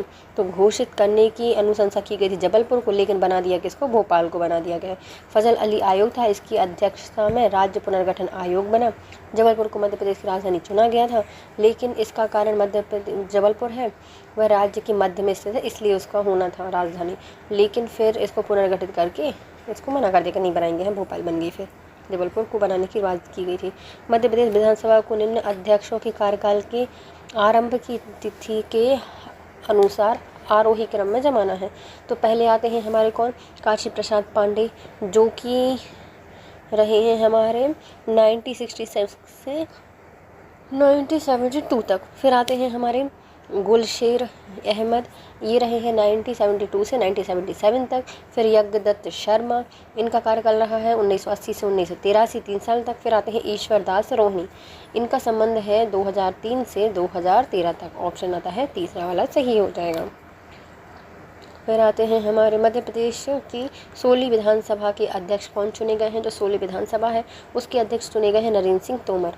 कौन चुने गए हैं? नरेंद्र सिंह तोमर। पहली जो पूर्व केंद्रीय कृषि मंत्री थे, ये नवनिर्वाचित विधायक नरेंद्र सिंह तोमर को 16 विधानसभा का अध्यक्ष चुना गया है। इनका जन्म 12 जून 1957 को ग्वालियर में हुआ था। कहाँ से आते हैं हमारे तोमर जी? नरेंद्र सिंह तोमर ग्वालियर से आते हैं। ये पार्षद नगर निगम ग्वालियर से पार्षद थे कब? 1983 से 1987 तक। 1998 से 2003 तक की विधानसभा के अध्यक्ष के सदस्य के रूप में निर्वाचित हुए। फिर 2009 से मई 2009 तक ये राज्यसभा के सदस्य भी रहे हैं। 2009, 2012, 2019 में ये सदस्य निर्वाचित हुए थे, लोकसभा के सदस्य निर्वाचित हुए थे। और 2023 में ये लोग तीसरी बार विधानसभा के सदस्य निर्वाचित हुए 2023 में। और अब ये क्या बन गए हैं? विधानसभा के अध्यक्ष पद पर ही निर्वाचित हो गए हैं या चुने गए हैं, निर्वाचित किए गए हैं। नेक्स्ट आता है मध्य प्रदेश के वर्तमान मुख्यमंत्री और उनके मंत्रालय कौन कौन से आते हैं, है ना? तो हमारे पहले आते हैं कौन? जगदीश देवड़ा जी। इनके पास क्या है भैया? जगदीश देवड़ा जी के पास रखा गया है वित्त एवं वाणिज्य। हमारे जगदीश भगवान के पास क्या है? लक्ष्मी है। जगदीश ओम जय जगदीश हरे, है ना? लक्ष्मी होती है उनके पास, वो क्या करेंगे? वित्त और हमें वाणिज्य देंगे। फिर आते हैं राजेंद्र शुक्ला। राजेंद्र शुक्ला का संबंध हो जाएगा हमारे किससे? तो राजेंद्र शुक्ला हो जाएंगे हमारे लोक स्वास्थ्य एवं परिवार कल्याण से। कुंवर विजय शाह, इनका संबंध हो जाएगा हमारी ग्राम जनजाति कार्य से। कुंवर विजय शाह का संबंध है जनजाति कार्य से। प्रहलाद सिंह पटेल, यह पंचायती एवं ग्रामीण विकास से आते हैं। पंचायत एवं ग्रामीण विकास से आते हैं। देखो कौन कौन है हमारे पहले आते हैं जगदीश देवड़ा, यह वित्त वाणिज्य कर योजना आर्थिक सांख्यिकी विभाग से संबंधित हैं। फिर राजेंद्र शुक्ला का जन्म कहाँ से होता है? ये हमारे लोकसभा के लोक स्वास्थ्य परिवार कल्याण और चिकित्सा शिक्षा विभाग से आते हैं। कुंवर विजय शाह का संबंध किससे है? जनजाति कार्य लोक परिसंपत्ति प्रबंधन भोपाल गैस त्रासदी राहत एवं पुनर्वास से है कुंवर विजय शाह। फिर प्रहलाद सिंह पटेल का संबंध हो जाएगा हमारी पंचायतों से, ग्रामीण विकास से ये आते हैं। मध्य प्रदेश की पहली विधानसभा का कार्यकाल कितना था? जो मध्य प्रदेश की पहली विधानसभा थी उसका कार्यकाल रहा है 1956 से 1957 तक। 56 से 57 तक। 1956 में राज्य पुनर्गठन होने पर विधानसभा के चुनाव कराए गए थे। पंडित रविशंकर शुक्ल मुख्यमंत्री बने और पंडित कुंजीलाल दुबे मध्य प्रदेश के प्रथम विधानसभा के अध्यक्ष थे। मध्य प्रदेश में राज्य मंत्रिपरिषद की मंत्रियों की अधिकतम संख्या या अधिकतम संभावित संख्या कितनी होती है? तो ये है भैया 35 ही मंत्रिपरिषद के मंत्री बन सकते हैं।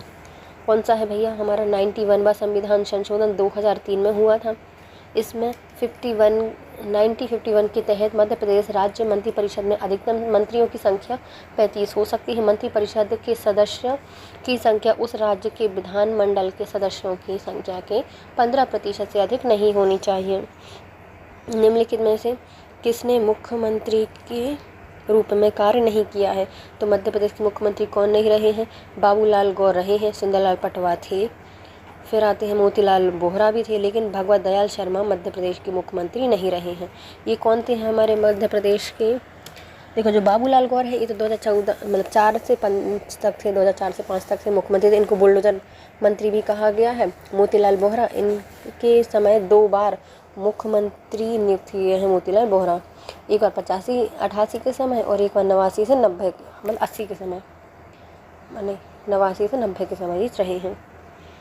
फिर आते हैं मध्य प्रदेश में पंचायती राज अधिनियम को राज्यपाल की स्वीकृति कब दी गई थी? जो पंचायती राज अधिनियम है इसको राज्यपाल की स्वीकृति मिली है कब? तो 24 जनवरी 1994 को स्वीकृति मिली है। उसकी एक दिन बाद 25 जनवरी 1994 को उसको लागू कर दिया गया था। पंचायती राज अधिनियम को राज्यपाल की स्वीकृति मिली है 24 जनवरी 1994 को। 25 जनवरी को इसको लागू कर दिया गया। 73वां संविधान संशोधन 1992 के द्वारा पंचायती राज संस्थान को संवैधानिक मान्यता दी गई है। त्रिस्तरीय पंचायतें बनाने की सिफारिश की गई है।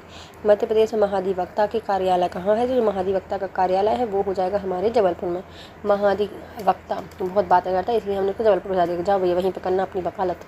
महाधिवक्ता मध्य प्रदेश सरकार का सर्वोच्च विधि अधिकारी होता है। इसकी स्थापना जो की गई है वह अनुच्छेद 165 के तहत की गई है, 165 के तहत। इसकी नियुक्ति राज्यपाल करते हैं। इंदौर और ग्वालियर में इसके अतिरिक्त महाधिवक्ता के कार्यालय है। कहाँ पर है? इंदौर और ग्वालियर में भी इसके कार्यालय बनाए गए हैं। 165 के तहत इसकी नियुक्ति की जाती है। कौन करते हैं? राज्यपाल करते हैं। अब आते हैं संस्थान और उनसे संबंधित जिले। पहले आते हैं निरोना प्रशासनिक अकेडमी, इनका संबंध हो जाएगा हमारे भोपाल से। रेंजर ट्रेनिंग, ये है हमारे कहाँ से? रेंजर ट्रेनिंग बालाघाट से। भैया रेंजर बनते बनते बाल बड़े बड़े हो जाते हैं। फिर आता है हमारा मत्स्य प्रशिक्षण संस्थान। तो मत्स्य पालन हमें कहाँ से सिखाया जा रहा है? तो ये सिखाया जा रहा है मत्स्य पालन के लिए छतरपुर। हम छत्तर लगा के मत्स्य पालन कर रहे हैं, छत्ता में कर रहे हैं, सोचो। और राज्य पंचायत प्रशिक्षण संस्थान ये हमारे अनूपपुर में हो जाएगा। ग्राम पंचायत प्रशिक्षण संस्थान देखो, तो नरोना प्रशासनिक academy Bhopal, ranger training Balaghat, मत्स्य पालन छतरपुर और ग्राम पंचायत प्रशिक्षण केंद्र हमारे अनूपपुर में दिया जाता है। मध्य प्रदेश के किस जिले की सभी विधानसभा सीटें अनुसूचित जनजाति के लिए आरक्षित की गई हैं? ऐसा कौन सा जिला है जिसकी अनुसूचित जनजाति के लिए आरक्षित सीटें हैं? तो पहले आ जाएगी हमारी झाबुआ, डिंडोरी, बड़वानी, उपयुक्त तीनों ही हमारी अनुसूचित जनजाति के लिए आरक्षित की गई हैं।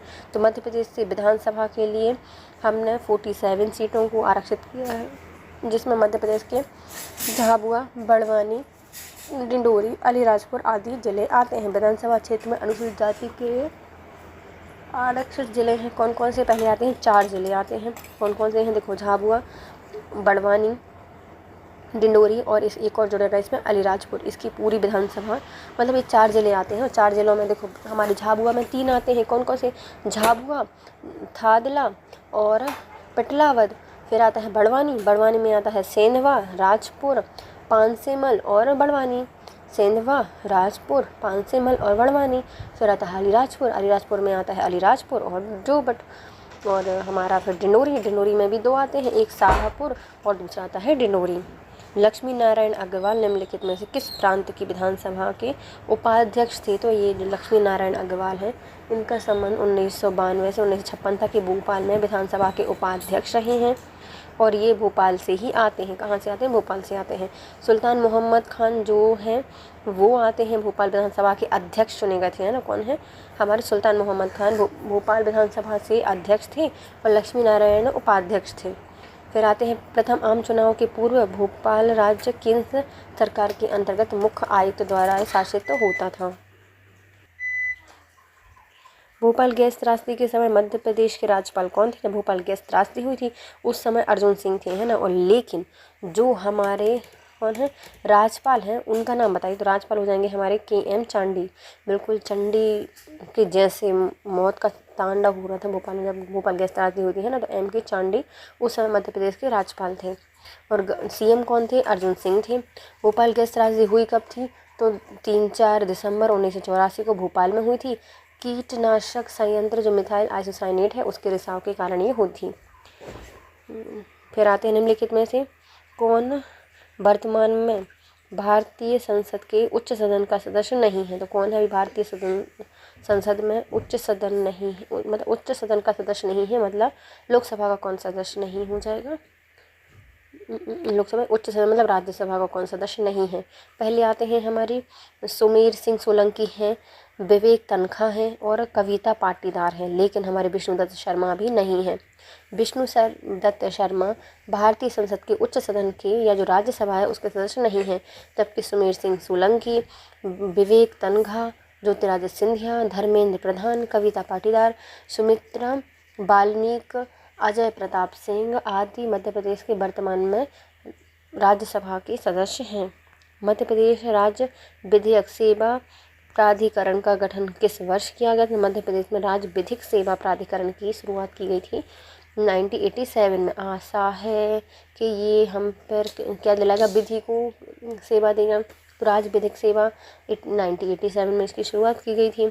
मध्य प्रदेश में राज्य विधिक सेवा प्राधिकरण का गठन विधिक सेवा प्राधिकरण अधिनियम 1987 के द्वारा किया गया था। विधिक सेवा प्राधिकरण यह सुनिश्चित करने का प्रयास करता है कि समाज के गरीब, वंचित, कमजोर वर्गों का समान न्याय उपलब्ध कराया जाए। यह कानूनी सेवा प्राधिकरण का गठन उच्च न्यायालय के मुख्य न्यायाधीश को मुख्य संरक्षण के रूप में किया गया है। मध्य प्रदेश में उच्च न्यायालय के न्यायाधीशों की अधिकतम संख्या कितनी होती है? तो उच्च न्यायालय मतलब हाई कोर्ट की संख्या कितनी निर्धारित की गई है? तो ये हो जाएगी 53। कितनी है? 53 है। मध्य प्रदेश उच्च न्यायालय के न्यायाधीशों की अधिकतम स्वीकृत संख्या 53 है। मध्य प्रदेश में उच्च न्यायालय के न्यायाधीशों की नियुक्ति भारत के राष्ट्रपति के द्वारा की जाती है। न्यायमूर्ति रवि विजय कुमार मलिमत वर्तमान में मध्य प्रदेश के उच्च न्यायालय के मुख्य न्यायाधीश हैं। नेक्स्ट आता है हमारा मध्य प्रदेश में कौन सी शक्ति मध्य प्रदेश की महाधिवक्ता से संबंधित नहीं है? तो महाधिवक्ता के पास ऐसी कौन सी शक्ति नहीं है वो पढ़ना है। तो पहला, कानूनी मामले पर राज्य सरकार को सलाह दे सकता है या देता है, सही है। राज्य की किसी भी न्यायालय में सुनवाई का अधिकार होता है, ये भी सही है। यह राज्य विधानसभा की कार्रवाई में भाग लेकर मतदान करने का अधिकार नहीं, कार्यवाही में भाग ले सकता है लेकिन मतदान नहीं करेगा। उपयुक्त में से कोई नहीं, तो ये दोनों सही हो जाएंगे, तीसरा वाला गलत हो जाएगा। मध्य प्रदेश का महाधिवक्ता कार्यालय नवंबर 1956 में अस्तित्व में आया था, जब मध्य प्रदेश का उच्च न्यायालय स्थापित किया गया था। महाधिवक्ता कार्यालय उन सभी मामलों को प्रस्तुत करता है जिसमें मध्य प्रदेश उच्च न्यायालय केंद्रीय प्रशासनिक प्राधिकरण कैट में के एक पक्षधार होते हैं। प्रत्येक राज्य का राज्यपाल एक ऐसे व्यक्ति को राज्य का महाधिवक्ता नियुक्त करेगा जो कि उच्च न्यायालय का न्यायाधीश नियुक्त होने के योग्य हो। अनुच्छेद 165 में राज्यपाल के द्वारा इसकी नियुक्ति की जाती है। मध्य प्रदेश के उच्च न्यायालय का स्थायी मतलब खंडपीठ है उसकी स्थापना कब की गई थी? जो हमारे मध्य प्रदेश में उच्च न्यायालय है उसके खंडपीठ की स्थापना की गई है 1968 में। कब की गई? 1968 में। छाया है जादू छाया, छाया चिट्ठी आया 68 आया। स्थायी खंडपीठ 28 नवंबर 1968 को की गई थी ग्वालियर और इंदौर में। उच्च न्यायालय के इंदौर और ग्वालियर में पीठों की स्थापना की गई थी। राज्य पुनर्गठन अधिनियम की धारा 51 की उपधारा 2 द्वारा प्रदत्त शक्तियों के प्रयोग में की जाती है इसकी नियुक्ति। निम्नलिखित में से किसने मध्य प्रदेश उच्च न्यायालय के कार्यवाहक मुख्य न्यायाधीश के रूप में कार्य किया है? तो मध्य प्रदेश के उच्च न्यायालय के कार्यवाहक मुख्य न्यायाधीश के रूप में कार्य किसके द्वारा किया गया है? तो ये हो जाएंगे हमारे जी सोहानी। कौन हो जाएंगे? जी सोहानी। मध्य प्रदेश उच्च न्यायालय के कार्यकारी मुख्य न्यायाधीश के रूप में कार्य किया है। कार्यवाहक मुख्य न्यायाधीश की नियुक्ति संविधान के अनुच्छेद 223 के तहत राष्ट्रपति द्वारा की जाती है। मुख्य न्यायाधीश की छुट्टी न होने पर मुख्य न्यायाधीश के कार्यालय के कर्तव्य का पालन करने में असमर्थ होने के बारे में कार्यवाहक मुख्य न्यायाधीश की नियुक्ति की व्यवस्था करने के लिए सभी संबंधितों को अग्रिम रूप से सूचना भेजी जानी चाहिए। लाल बहादुर शास्त्री लोक प्रशासनिक संस्थान की स्थापना कब की थी? तो लाल बहादुर शास्त्री लोक प्रशासनिक संस्थान है, इसकी स्थापना की गई थी 1966 में। सबको लोग छांट के प्रशासनिक संस्थान क्या करती है? सबको छांट देती है अच्छे से। तो लाल बहादुर शास्त्री लोक प्रशासनिक संस्थान की स्थापना वर्ष 1966 में की गई थी। वर्ष 1975 में इसका नाम बदलकर मध्य प्रदेश प्रशासन अकेडमी कर दिया गया। कब बदला है इसका नाम? 1975 में इसका नाम बदला है। और क्या कर दिया गया है? जो हमारे पूर्व मुख्य सचिव थे उनकी स्मृति में इसका नाम RCBP नरोना प्रशासनिक एवं प्रबंधनीय अकेडमी कर दिया। भोपाल में इसको बनाया गया है। मध्य प्रदेश में कौन से अधिवक्ता के पैनल में से हैं? तो मध्य प्रदेश में कौन महाधिवक्ता के पैनल से आते हैं? जिसमें लाल किला मुकदमे में NIA क्रांतिकारियों का प्रतिनिधित्व किया था। तो इनको बचाने के लिए कौन आते हैं सामने? कैलाशनाथ काटजू। तो मध्य प्रदेश में कैलाशनाथ काटजू उन अधिवक्ताओं के पैनल में हैं जिन्होंने लाल किला मुकदमे में जो NIA है इंडियन नेशनल कांग्रेस के प्रतिनिधि थे, मतलब क्रांतिकारियों का प्रतिनिधित्व किया था। 1945 में इन्होंने भारतीय राष्ट्रीय कांग्रेस द्वारा INA के उन अधिकारियों की रक्षा के लिए INA रक्षा समिति की स्थापना की थी जिन पर मुकदमे के दौरान आरोप लगाए जाने थे। भूला भाई देसाई, आशफ अली, जवाहरलाल नेहरू, तेज बहादुर सिंह सप्रू और कैलाशनाथ काटजू INA अधिकारियों के वकील रहे थे। ये कौन कौन थे? भूला भाई देसाई प्रमुख थे, इसके साथ आते हैं अशरफ अली, जवाहरलाल नेहरू, तेज बहादुर सप्रू और कैलाशनाथ काटजू।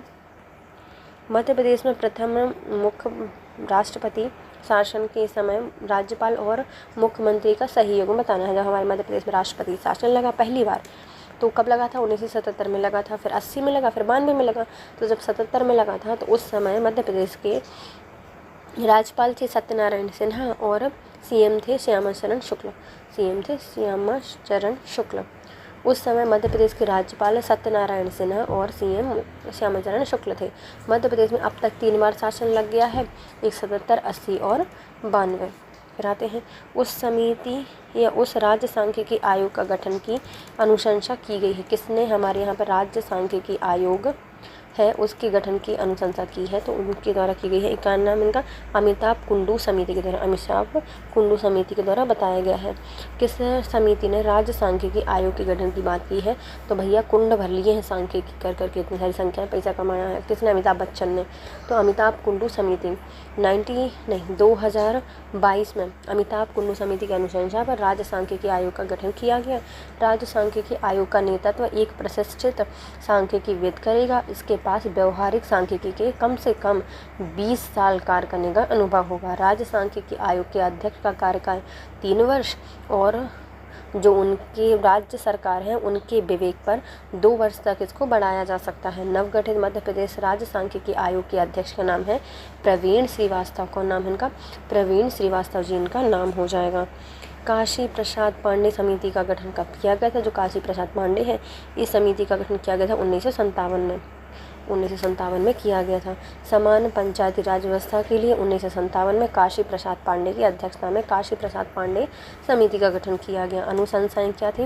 राज्य में त्रिस्तरीय पंचायत व्यवस्था को लागू करना, न्याय पंचायत व्यवस्था को बनाए रखना, ग्राम पंचायत का प्रत्यक्ष चुनाव करवाना और जो ब्लॉक और जिला स्तर है उनमें भी अप्रत्यक्ष चुनाव करवाना। ब्लॉक और जिला पंचायत में अप्रत्यक्ष, ग्राम पंचायत में प्रत्यक्ष निर्वाचन कराना। और ग्राम जो न्याय पंचायत व्यवस्था है उसको अपनाया गया था त्रिस्तरीय पंचायत व्यवस्था और 1957 में उसको किया गया था। भारतीय संविधान के किस अनुच्छेद में जिला पंचायत का गठन किया गया है? जिला पंचायत का गठन का वर्णन किया गया है हमारे 243 के बी में। किसमें किया गया है? 243 के बी में बताया गया है। भारतीय संविधान का अनुच्छेद 243 बी जिला पंचायतों के गठन का प्रावधान करता है। इसमें अनुच्छेद 243 बी में प्रत्येक राज्य में पंचायती राज की त्रिस्तरीय पंचायत का प्रावधान किया गया है। ग्राम मध्यवर्ती एवं जिला स्तर पर पंचायतें हैं। इस अनुच्छेद में यह भी प्रावधान है कि 20 लाख से कम आबादी वाले राज्यों में मध्यवर्ती स्तर पर पंचायत गठित नहीं की जाएंगी। जहाँ 20 लाख है उससे कम में मध्यवर्ती स्तर पर पंचायतें गठित नहीं की जाएंगी। फिर आती है मध्य प्रदेश के किस राज्यपाल ने अंतर्राष्ट्रीय श्रम संगठन में 2 बार भारतीय श्रमिकों का प्रतिनिधित्व किया है? तो 2 बार भारतीय श्रमिकों का प्रतिनिधित्व किया गया है किनके द्वारा? भगवत दयाल शर्मा के द्वारा 2 बार श्रम संगठन बनाया। मतलब भगवान सबके बारे में सोचते हैं, श्रम के बारे में भी सोचते हैं। तो भगवत दयाल शर्मा के द्वारा 1957 मतलब 1997 में और 1998 में अंतर्राष्ट्रीय श्रम संगठन जिनेवा स्विट्जरलैंड में भारतीय श्रमिकों का 2 बार प्रतिनिधित्व किया है। इनका जन्म बेरो जिला जो रोहतक है वहाँ पर हुआ था 26 जनवरी 1918 को। यह 1980 से 1981 तक और 1981 से 1984 तक मध्य प्रदेश के राज्यपाल रहे हैं। कौन? भगवत दयाल शर्मा। कहाँ से आते हैं? रोहतक से आते हैं। मध्य प्रदेश में राज्य वित्त आयोग अधिनियम कब पारित किया गया था? मध्य प्रदेश में राज्य आयोग अधिनियम राज्य वित्त आयोग अधिनियम कब पारित किया गया था? तो इसको 1994 में पारित किया गया था। राज्य वित्त आयोग अधिनियम 1994 में आया था। मध्य प्रदेश में राज्य वित्त आयोग अधिनियम 1994 में पारित हुआ था। 5 नवंबर 1994 को राज्यपाल की सहमति प्राप्त हुई थी और इसे पहली बार 7 मार्च 1994 को मध्य प्रदेश राजपत्र या जो असाधारण में प्रकाशित किया गया था। राज्य में वित्त आयोग के सदस्यों की नियुक्ति के लिए आवश्यक योग्यताएं निर्धारित करने का जो चयन अपनाई जाने वाली प्रक्रिया होती है उसकी शक्तियों को निर्धारित करने के लिए एक अधिनियम था। निम्नलिखित में से कौन मध्य प्रदेश राज्य नीति आयोग के अध्यक्ष के रूप में कार्य करते हैं? तो जो नीति आयोग है मध्य प्रदेश का उसके अध्यक्ष कौन होते हैं? मुख्यमंत्री होते हैं। मध्य प्रदेश के मुख्यमंत्री मध्य प्रदेश राज्य नीति आयोग के अध्यक्ष होते हैं। 28 अगस्त 2023 को मध्य प्रदेश राज्य नीति आयोग या योजना आयोग का नाम बदलकर मध्य प्रदेश राज्य नीति आयोग कर दिया गया है। डॉक्टर मोहन यादव वर्तमान में नीति आयोग के अध्यक्ष हैं। मध्य प्रदेश में विधानसभा का चुनाव लड़ने की न्यूनतम आयु कितनी होती है? यदि मध्य प्रदेश में विधानसभा का चुनाव लड़ना है तो उनकी 25 वर्ष आयु होगी। कितनी होगी? 25 वर्ष होगी। यह अनुच्छेद कहता है कौन सा? हमारा 173 का बी कहता है कि प्रतिनिधि अधिनियम 1950 की धारा 36 के 2 में कहा गया है कि जो विधानसभा चुनाव होंगे उसके लिए उम्मीदवार बनने के लिए आवश्यक आयु का प्रावधान कितना है? 25 वर्ष। किस तिथि को मध्य प्रदेश के मुख्यमंत्री ने इंदौर एवं भोपाल की पुलिस आयुक्त प्रणाली लागू करने की घोषणा की है? तो ये अभी की गई है और अभी में कम 21 नवंबर 2021 21 नंबर की 21 नंबर 21। तो मध्य प्रदेश के जो मुख्यमंत्री थे शिवराज सिंह चौहान होंगे इस समय। तो 21 नवंबर 2021 को इंदौर और भोपाल में पुलिस आयुक्त प्रणाली लागू करने की घोषणा की गई। यह निर्णय दोनों देश जो शहर हैं उनकी बढ़ती आबादी और भौगोलिक विस्तार के साथ साथ प्रशासनिक एवं कानून व्यवस्था की समस्याओं को हवाला देके किया गया था। 9 दिसंबर 2021 को जो पुलिस आयुक्त प्रणाली लागू करने की अधिसूचना जारी की गई थी। हाल ही में मध्य प्रदेश सरकार के द्वारा ग्वालियर और जबलपुर में भी पुलिस आयुक्त प्रणाली लागू करने की घोषणा की गई है। 2023 में मध्य प्रदेश विधानसभा चुनाव में निर्वाचित महिला उम्मीदवारों की संख्या कितनी है? तो अभी जो 2023 में चुनाव हुए थे इसमें विधानसभा चुनाव में महिलाओं की संख्या हो जाएगी 27। कितनी है? 27। इसमें जो 21 उम्मीदवार हैं वह विजयी हुई हैं बीजेपी से और 6 आती हैं हमारी कांग्रेस पार्टी से। वहीं मध्य प्रदेश विधानसभा चुनाव में 2018 में 21 महिलाएं उम्मीदवार इसमें सफल रही थीं। मध्य प्रदेश के किस संगठन के संस्थापक सदस्य मध्य प्रदेश के मुख्यमंत्री श्री बाबूलाल गौर थे? तो वो बताने हैं। तो बाबूलाल गौर हमारे किसके हो जाएंगे?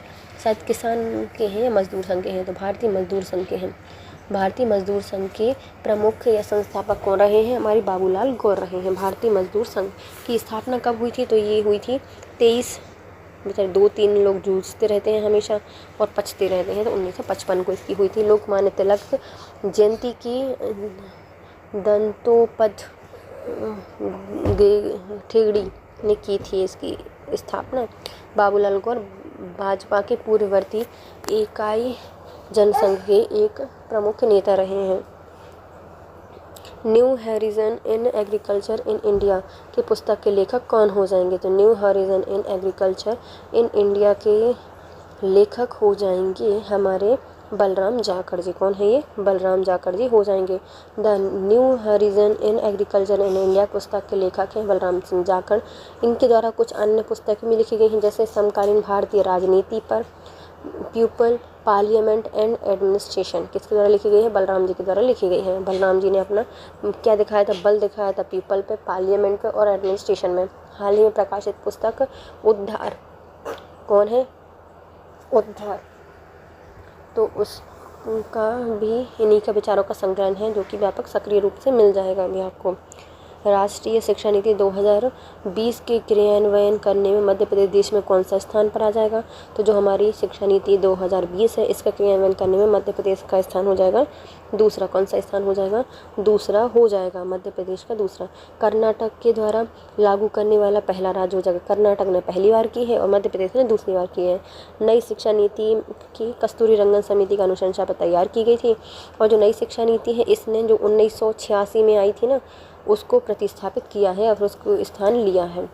फिर आते हैं मध्य प्रदेश सरकार की किस योजना के माध्यम से किसानों को स्वरोजगार स्थापित करने के लिए वित्तीय सहायता दी जाती है? तो मध्य प्रदेश में जो हमारी योजना चल रही है मुख्यमंत्री कृषक उद्यमी योजना। मुख्यमंत्री कृषक उद्यमी योजना के तहत जो किसान हैं उनको स्वरोजगार स्थापित करने की अनुमति दी जाती है। मध्य प्रदेश सरकार के द्वारा किसानों को स्वयं तथा किसानों के शिक्षक पुत्र पुत्रियों को स्वरोजगार स्थापित करने हेतु मुख्यमंत्री कृषक उद्यम योजना क्रियान्वित की जा रही है। यह योजना के तहत 10 लाख से 2 करोड़ तक का ऋण उपलब्ध कराया जाएगा। इस योजना के क्रियान्वयन में किसान कल्याण एवं कृषि विकास विभाग, उद्यानिकी एवं खाद्य प्रसंस्करण विभाग, मछुआ कल्याण, मत्स्य पालन विभाग एवं पशुपालन विभाग द्वारा किया जाएगा। तो इस योजना का क्रियान्वयन कैसे किया जाएगा? तो किसान कल्याण, कृषि विकास विभाग, उद्यानिकी, खाद्य प्रसंस्करण विभाग, मछुआ कल्याण एवं मत्स्य पालन विभाग एवं कृषि पालन विभाग के द्वारा इसका क्रियान्वयन किया जाएगा। मध्य प्रदेश सरकार द्वारा मुख्यमंत्री युवा स्वाभिमान योजना कब शुरू की गई है? तो मध्य प्रदेश सरकार के द्वारा मुख्यमंत्री युवा स्वाभिमान योजना को शुरू किया गया है। कब? 22 फरवरी 2019 को। देखो भाई, 19 साल का लड़का था, फरार हो गया, 22 का लौट कर आया, क्या कर सकते हैं, उसका स्वाभिमान तो है। तो 2019 में की गई थी, लेकिन 22 को आया तो फरार होकर। तो 22 फरवरी 2019 को ही आया है, 22 फरवरी को ये वापस आया है। तो मध्य प्रदेश में मुख्यमंत्री युवा स्वाभिमान योजना 22 फरवरी 2019 को शुरू की गई थी। इसमें 1 फरवरी 2020 को संशोधन किया गया है। भैया आया, संशोधन कर दिया। इसका उद्देश्य क्या है? जो शहरी क्षेत्र हैं यहाँ पर बेरोजगार युवाओं को 365 दिन का रोजगार उपलब्ध कराना है। प्रमुख प्रावधान 100 दिन के स्थान पर 365 दिन का रोजगार उपलब्ध कराना है। मासिक वेतन में यहाँ पर 4,000 से 5,000 तक दिया जाएगा और इसमें लगभग 6.5 लाख युवा लाभान्वित होंगे। लाभार्थी की आयु 20 से 21 वर्ष के बीच में होनी चाहिए। मध्य प्रदेश किस प्रावधान के अंतर्गत? मध्य प्रदेश में सिंगल विंडो सिस्टम की स्थापना की गई है। तो सिंगल विंडो सिस्टम किसके अंतर्गत है? मध्य प्रदेश निवेश सुविधा अधिनियम 2008। मध्य प्रदेश में सिंगल विंडो सिस्टम की स्थापना मध्य प्रदेश निवेश सुविधा अधिनियम 2008 के तहत की गई है। यह प्रावधान के अनुसार मध्य प्रदेश में सिंगल विंडो सिस्टम स्थापित किया गया है। निवेश परियोजना के पूरे जीवन चक्र की निगरानी के लिए निवेश के इरादे से प्राप्ति से लेकर ग्राउंडिंग और समापन तक निवेश पोर्टल विकसित किया जा रहा है। 73वें संविधान संशोधन 2008 में आया था, निवेश सुविधा है ना। 73वां संविधान संशोधन की 11वीं अनुसूची के तहत सौंपे गए 29 विषयों में से कौन सा कार्य पंचायतों का अंतर्गत नहीं आता? तो कौन सा कार्य जो कि पंचायत नहीं करती? तो पेयजल की उपलब्धता करती है, परिवार कल्याण करती है, सभी लोगों को रोजगार की व्यवस्था नहीं करती, बल्कि ग्रामीण आवास का काम भी पंचायत करती है। तो 11वीं अनुसूची में 29 विषय दिए गए हैं, जिसमें पंचायतों को दिया गया है कृषि, भूमि विकास, भूमि सुधार, चकबंदी, भूमि संरक्षण, पेयजल, परिवार कल्याण, ग्रामीण आवासन, पशुपालन, डेयरी उद्योग, कुक्कुट पालन, लघु वनोपज, गरीबी उन्मूलन कार्यक्रम, प्राथमिक एवं माध्यमिक शिक्षा, ये सब दिए गए हैं।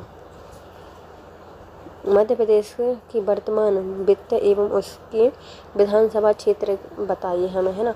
तो पहले आते हैं हमारे कौन, राकेश कुमार सिंह। राकेश सिंह का संबंध किससे हो जाएगा? तो ये आते हैं हमारे जबलपुर से। राकेश कहाँ से आते हैं? जबलपुर से आते हैं। फिर आते हैं हमारे तुलसी सिलावट जी का जो विधानसभा क्षेत्र है वह कहाँ से आते हैं? सांवेर इंदौर से आते हैं। निर्मला भूरिया आती हैं पिटलावा झाबुआ से। और कृष्णा गौड़ ये आते हैं गोविंद भोपाल से। तो पहले आते हैं राकेश सिंह जबलपुर से, पश्चिमी जबलपुर से। तुलसीराम सिलावट ये आते हैं सांवेर से। निर्मला भूरिया पिटलावद झाबुआ से। और कृष्णा गौड़ का संबंध हो जाएगा गोविंदपुरा भोपाल से संबंधित हैं, भोपाल से संबंधित हो जाएंगे। अब आते हैं मध्य प्रदेश का गठन जिला और उनके से गठन वर्ष लिखने हैं, है ना। तो कौन सा राज्य कब बना है, मतलब कौन सा जिला कब बना है ये देखना है हमें, है ना। तो पहले आता है हमारा कौन सा, कटनी को बनाया गया था कब? 1998 में बनाया गया था। 1998 8 के ये थे, तो हमने इसको काट दिया, यहाँ से काट दिया। तो 1998 हो जाएगा कटनी, जो कि हमारी BR दुबे समिति थी उसकी अनुशंसा पर जबलपुर से काट कर बनाया गया था कटनी 1998 में। फिर आता है हमारा अशोकनगर, ये बना है 2008 में। कब बना है अशोकनगर? 2003 में बना है, सॉरी अशोकनगर बना है 2003 में। सिंगरौली बना है 2008 में। तो हमारा अशोकनगर जो है वह गुना से अलग हुआ है 2003 को। अशोकनगर 2003 को अलग हुआ है, किससे? गुना से अलग हो गया है। 2008 में सिंगरौली बना है। सिंगरौली सीधी से अलग होकर बना है, पृथक करके बनाया गया। फिर आता है आगरमालवा 2013 में बना है। और उज्जैन से अलग करके बनाया गया था। सबसे पहले आता है हमारा कटनी 1998 में बना था। अशोकनगर 2003 में बना था। सिंगरौली 2008 में बना। और आगरमालवा 2013 को बना, और ये 51वां जिला था। विंध्य प्रदेश की प्रारंभिक राजधानी निम्नलिखित में से क्या थी? जो विंध्य प्रदेश है उसकी प्रारंभिक राजधानी थी हमारी नौगांव। क्या थी? नौगांव थी। 1841 में। कब?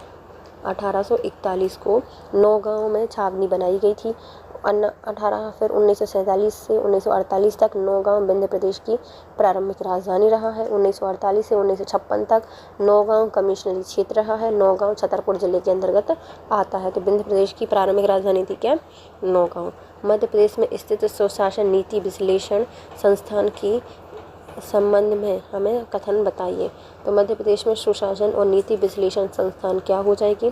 तो इसकी स्थापना 7 सितंबर 2007 को की है। तो ये सही है भैया। हमारा सुशासन कैसा होना चाहिए? उनको साफ होना चाहिए।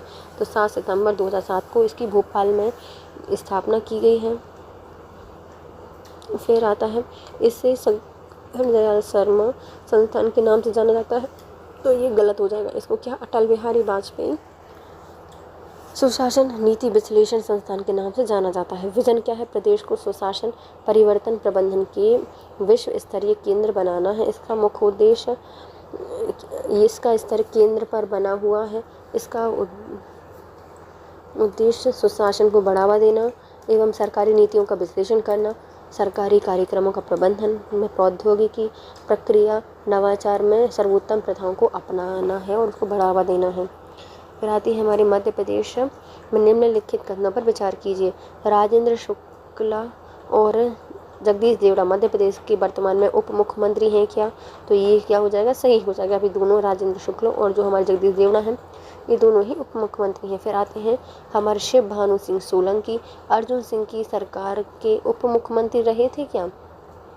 तो ये भी क्या हो जाएगा, सही हो जाएगा। जो हमारे भानु सिंह सोलंकी थे, जो अर्जुन सिंह की सरकार थी उसके समय उप मुख्यमंत्री थे।